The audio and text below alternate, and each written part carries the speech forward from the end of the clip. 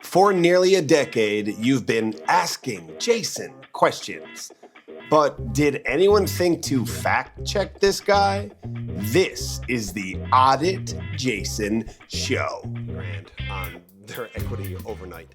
And rather than just go on and on about it, as I usually would have, which is hello, everybody. My name is Jason Piercy, and this is the Audit Jason Show, where we take egomaniacal rants from Facebook, the better part of a decade ago, where the Ask Jason Show, still me, went on and on about real estate stuff.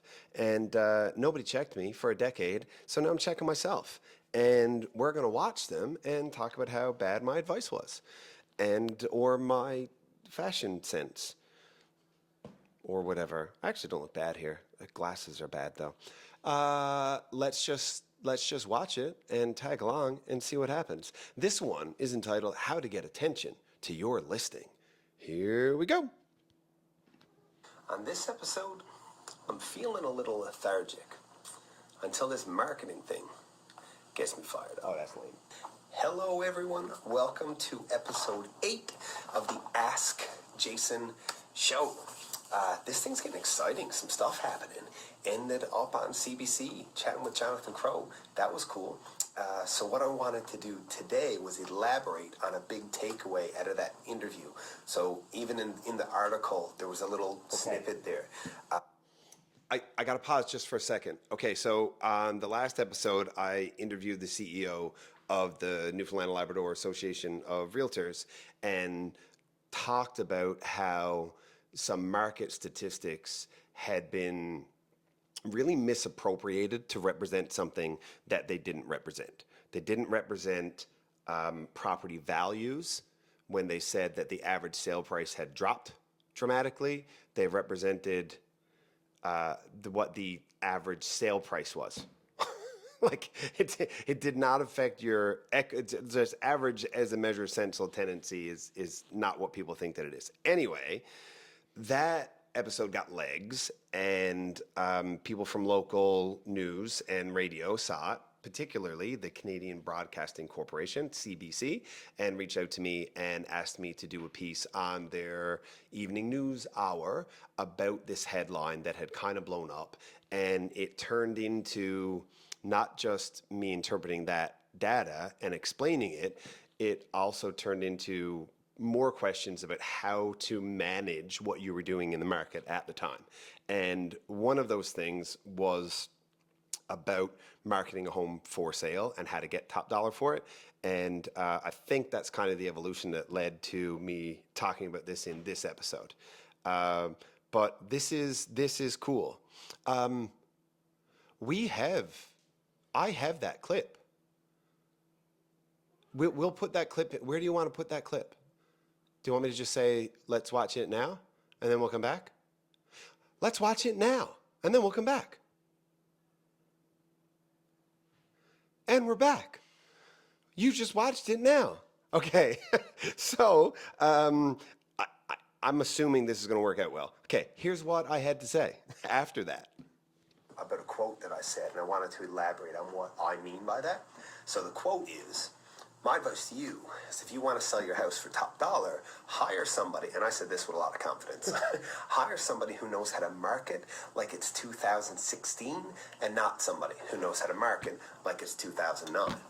And to elaborate a little bit, let me explain what marketing means to me. Marketing is. Marketing is all about attention, about finding people where they are paying attention. So for instance, if you want to advertise a property that fits the buying criteria for first-time home buyers, and that's like 65 to 70% of our market right now, it makes zero sense. Not true now. First-time home buyers don't make up 70% of our market right now. They do make up a large part of the market, but because our sale prices and the entry level into our market has changed over the last 9 years, which is not a bad thing. Everything has changed over the last 9 years. Now 1 liter of milk costs, no, this is wrong. Now 1 2-liter of milk, why do we sell them in 2 liters? Anyway, costs as much as 2 2-liters used to cost. So the math on like liters per milk per carton is really confusing now. Because there's 2 liters in most cartons, but there's also 1 liter cartons. And then you get the little ones that are 500 milliliters. How much does my coffee cream come in? Did I take my ADHD meds today? Let's keep watching. I swear. I'm so sorry. All of this happened after CBC put me on television. They wouldn't have had they known this. Put that ad anywhere that does not show up right here. Because if you're 25 to 35, or even older, like there's old men earlier today who send LOL and poop emojis. Like, that's real. This is where people spend their time right now. It's no good to put that in print media, because like, what 30-year-old sits and reads the paper on their back step and drinks red rose tea with Nan on Saturday morning? That's not going to get attention. I stand by that. Is what makes the difference. It doesn't matter how good your ad is and how good your product is. If you're putting it somewhere where your target demographic does not see it, you ain't selling nothing. So, you want to sell your house for top dollar? Marketing is key. Put it in front of people's faces in a way that's unobtrusive, not some awkward side banner on your Facebook profile, somewhere where it's native and organic and feels like it belongs there. And if you're not getting the connection between marketing and producing top dollar results, like I'll add it up for you really quick. It's simple supply and demand. Things are worth more when they're in higher demand. The right marketing, the right unique selling proposition, the right use of attention will create more demand for one product over another, just because you get it to the right people, to the actual buyers in front of their faces so they can consume it. That increases your demand, that increases your price. I mean, doubt it if you want. I did the math earlier today. There's numbers here that talk about that. So I remember this. I did not do the math. The broker of this real estate brokerage at the time, it was Keller Williams Platinum Select something. Keller Williams Platinum Realty? Yeah. The broker, Ronnie Birmingham. Great dude. Great broker, great just human being, good family man. He's a data guy. So he pulled a bunch of numbers there on market averages and individual statistics for agents who were, how do I say this without sounding like a douche? If as an agent in that brokerage at that time, you had a notable statistic as compared to the rest of the realtors in our board, he would present you with that data such that you could use it to understand your capabilities and to help educate your prospects of what your strengths and weaknesses were. Oh yeah, I nailed that. That was way better than saying, if you were really good, he gave you data. I really knew. Anyway, so that's what this data is. So this is real data. My house is selling for 5.7% higher than the rest of the board. Like, these are real numbers. It's a real thing. You want top dollar, marketing is key. Yeah, that's it. We started off a little slow. Good episode, though. Thanks for watching. Till next time. On this episode, we're up in the production value. No, okay. So, no, we're not talking about it. That's the lost episode. Okay, hold on. Okay, I've stopped that recording. All right.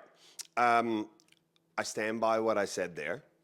And marketing does... Okay, let me go back. Price is only ever a function of supply and demand. That's it. When our government tries to hedge against inflation, which is continual rising of prices that outpaces the economy of a country, the world, right? So things will go up in price over time, but that's okay if everybody else's wealth goes up with it at or above the same rate, kind of. Inflation gets out of hand when prices get more expensive than people can afford because their life isn't moving with inflation. So in order to curb inflation or to bring those prices down, our government increases interest rates. And that makes money more expensive. And when money is more expensive, that makes the item more expensive because the interest that's on it, the money you have to borrow, all of these things. And it's not just to the individual. It's like a lot of these big corporations, they run off of debt. They use debt to produce whatever they do, to ship whatever they produce, to sell whatever they ship, right? So when money gets more expensive, people stop buying, so prices come down because supply and demand is all that ever affects pricing, okay? That's how that works. So what I was saying here about marketing is that if you're selling one unit, one thing, there is only one of it. The supply is fixed. You have your house. It's just your house, right? Now, sure, you can have competition that are similar, blah, blah, blah. But for the purposes of this, you are selling one house. It is the only one that is your house. The more people that can become interested in it and want that house, the more likely it is to be worth more money. Like if I tried to sell you a mug of, tap water in this stained mug from coffee, it would be very little to you. But if I went to the middle of a desert and there were 1,000 stranded people, I could fetch a pretty dollar for that mug. I would probably be murdered so somebody could take it, but it would be worth more because that's how supply and demand works. So the more people that good marketing can make interested in and desire your property, the more your property will sell for. And that's the whole point of that entire thing. And I feel like there's something else that I want to say, but I don't remember what it was. Oh, and that data really quickly and easily translates in a way that our real estate board can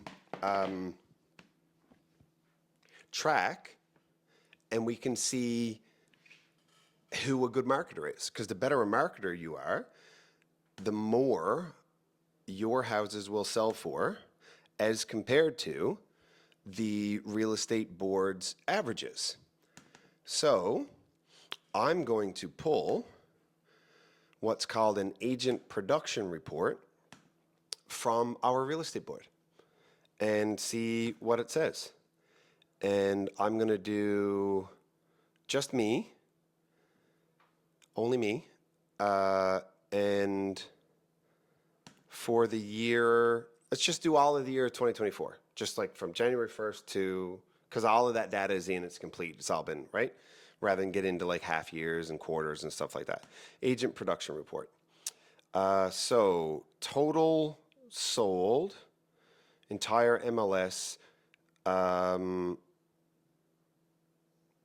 So there were 6,179 total sold units with an average sale price to list price ratio. Okay? So that means this percentage represents if it was listed for 100, this percentage is how many dollars out of that 100 you got. Okay?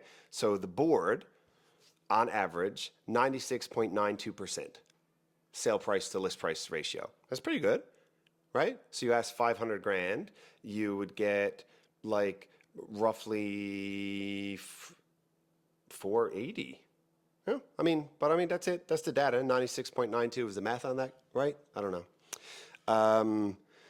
Listed and sold, where is it? Listed and co-op sold. So that would mean properties that I listed that were sold by somebody from another brokerage, okay?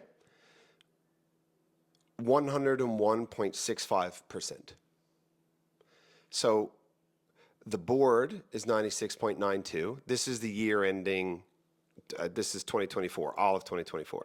The board, 96.92. Myself and the Ask team, 101.65%. Oh, wait, no, that's a lie. Sorry, 102.72%. 102.72%. So that's 4, 5, 6, 5.8% higher than the real estate board. 5.8% higher. So on $100,000, that's $5,800. Holy cow. Wow. Wow. Huh. Might have to call Bill Sterling again. Okay. I think that rounds it out. Hey, Joe, you feel good about that? Cool. I'm drinking kombucha these days because gut health things that I need to work on. It's a ginger lemonade, and it's organic from Costco. Buddy with the membership. If you don't get that reference, then you need to look up Jimmy Lee Stokes on TikTok and everywhere else. Thank you very much for watching. Data, something, marketing matters. Have a great day.